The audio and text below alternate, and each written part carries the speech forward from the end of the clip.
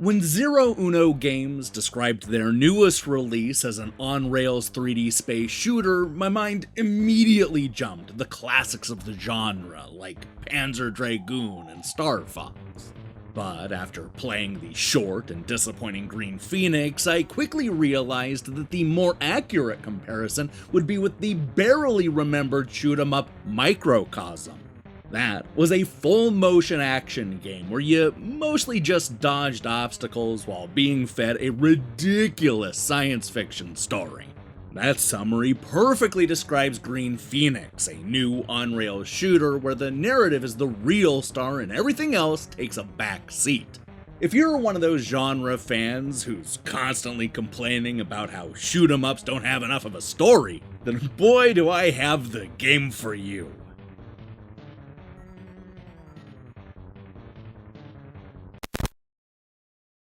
This is the story of a bird-like spaceship that is jumping through a futuristic world in hopes of collecting Heligium. We're brought into this world thanks to the ship's computer, who acts as nostalgic about the last 12 years of working with the pilot. It's almost bittersweet how the computer will reminisce about mining the asteroid fields, all while revealing important information about an evil corporation known as Simo and their part in creating this dystopian future. For the most part, I would consider Green Phoenix to be an aggressively straightforward shoot-'em-up. You'll flap your wings along the on-rails path, dodging space debris and shooting down objects with Heligium crystals. The names and locations may be different, but you've seen all of these kinds of things countless times before. However, there are a number of odd choices that really set this game apart from all the other shooters on the market. The first thing you're going to notice is the lack of enemies. You'll spend the entire first level just avoiding flying cars in a futuristic Blade Runner-inspired metropolis. There are no bad guys, no bosses, just marked cars that you're supposed to shoot down in order to collect that Heligium. The second stage, on the other hand, is nice enough to introduce us to homing mines that we'll have to shoot down. But when it comes to the regular bad guys, they don't show up until halfway through the game's 4 levels. And don't look for any cool bosses either. Where most shooters will have one at the end of every single level, Green Phoenix saves that fight until the very end of the game. Now, the more you play Green Phoenix, the more you start to notice that it doesn't do a lot of the things that you expect from this kind of shoot-'em-up.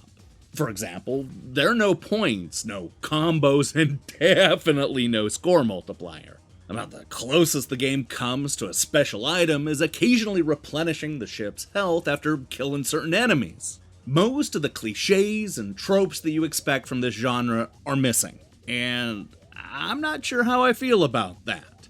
I suspect that the shoot-'em-up action has been stripped down a bit in order to turn the focus over to the story, which is constantly being narrated to you by the ship's computer. The problem that I ran into is that I had a hard time paying attention to what she was saying. While she certainly has a nice soothing voice, I found the computer effects they used on her made it hard to understand what she was saying when the action heated up. And I suppose that's why the entire game is subtitled, but I think it's fair to say that this is not the kind of genre that lends itself well to reading subtitles. It was only after I transferred the captured video for this review that I had a chance to really piece the story together, and by that point, I had already been completely underwhelmed by the ugly ending.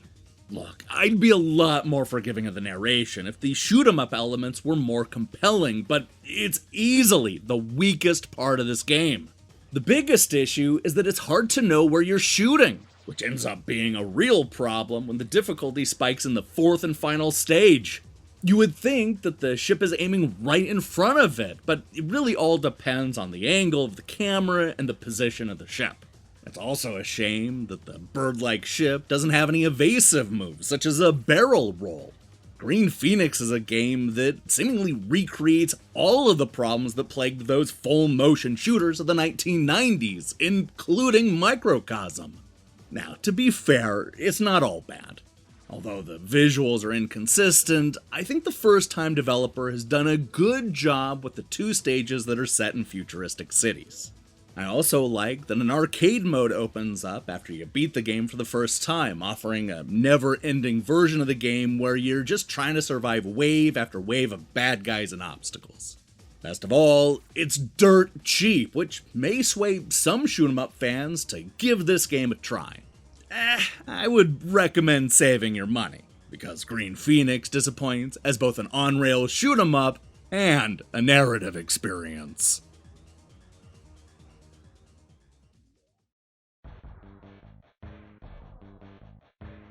If games could be judged by their potential, Green Phoenix would be a must-own shoot-'em-up. By mixing science fiction narration with an on-rail shooter, developer Broken Simulation were on the right track to a great idea. Unfortunately, this disappointing budget title stumbles every step of the way, missing the mark as both a shooter and a narrative experience.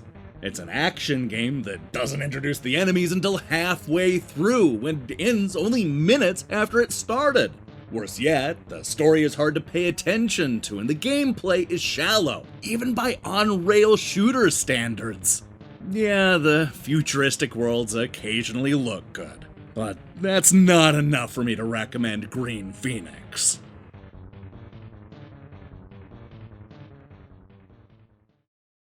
Hey, thanks for watching our review.